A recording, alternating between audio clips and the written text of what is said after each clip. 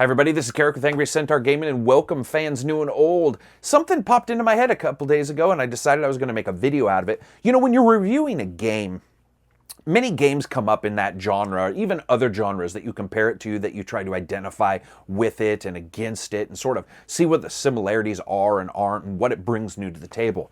Occasionally, there is a game that, for reasons unknown, sort of creates a vacancy where you can't remember or you don't identify it with particular things until later, and suddenly, when you remember whatever you wanted to compare it to, you can't believe that you missed it. It's funny because I always knew there was something really bothering me about how I felt about Witcher 3.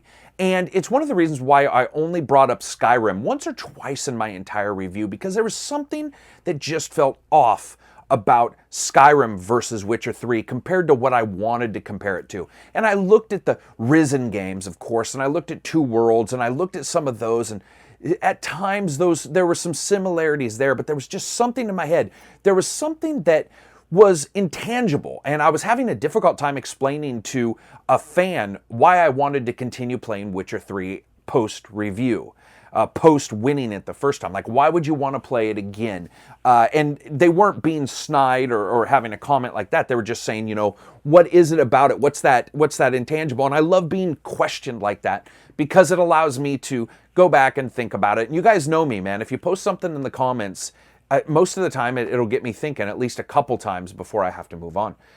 And something just blew my mind, and that's the fact that one of the games I had compared it to in my head, but didn't really talk about in the review, and now as I'm post-review, I really feel that there's so many similarities, and I don't see it mentioned as much as Skyrim, but I think it explains my intangible desire to continue to play Witcher 3, and that's the Fable series. Now, the Fable series has always had a little highlight in my heart, as you would say.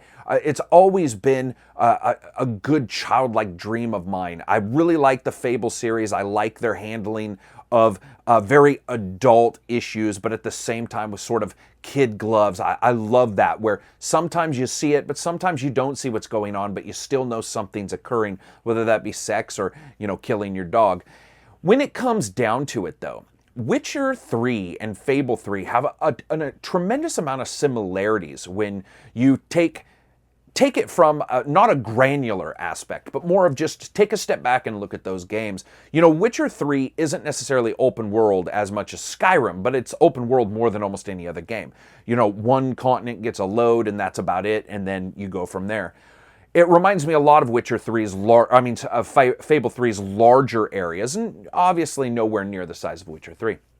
But everything in Witcher 3, there was some tangible enjoyment I was getting from it, and I couldn't put my finger on it. And then it dawned on me that, you know, the searching and hidden stuff in Fable was sort of activating the same love for gaming that the searching and hidden stuff in Witcher 3 activates.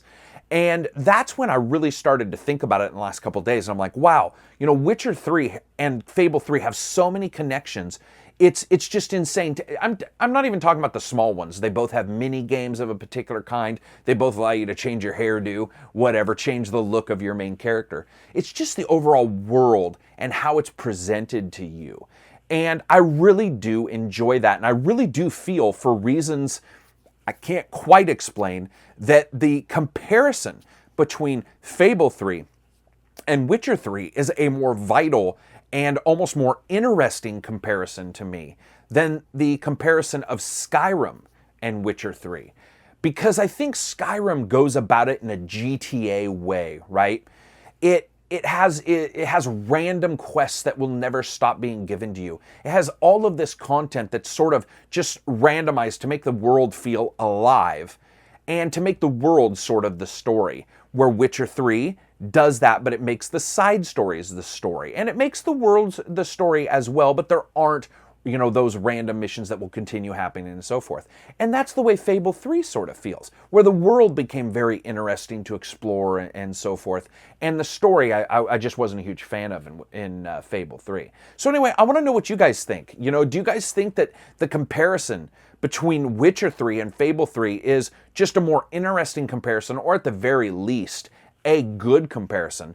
Or do you think it should still be Skyrim? You know, I see the comments and posts and see people comparing it to Skyrim, and for some reason, sometimes it just feels dishonest or disingenuous to compare those as often without thinking of the other games that are in this large, stable genre, this fairly large genre now of games that all have, you know, their tit for tats and their positives and negatives, but live within the family that Fable 3 solidly lives in, and so does Witcher 3.